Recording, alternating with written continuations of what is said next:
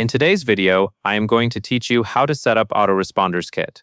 We are going to build a simple email sequence, publish the emails so they can send, and then connect that sequence to a form using an automation rule.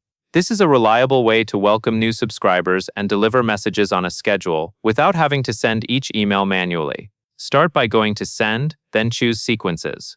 This is where you manage automated email series. Click on plus New Sequence to create a fresh sequence. Give it a clear name so you can recognize it later, especially if you plan to make more than one sequence for different forms or audiences.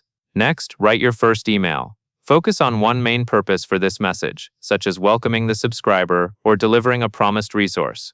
When you are done, add additional messages by clicking plus Add Email. Each new email you add becomes the next message in the sequence, so keep your content organized and consistent in tone. Now set the timing for each email. Set the first email to 1 day, which is treated as immediate. This helps the first message arrive right after someone signs up.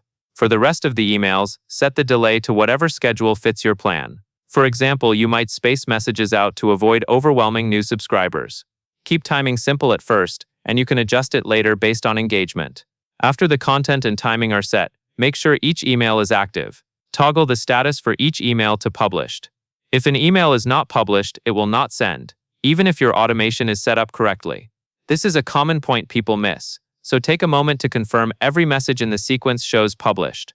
Once your sequence is ready, connect it to your sign-up form. Go to Automate, then select Rules. Click plus New Rule to create an automation. For the trigger, choose Joins a Form. This tells the system to start the automation when someone submits the form and becomes a subscriber. For the action, choose Subscribe to a sequence. Select the sequence you just created, then click Save Rule.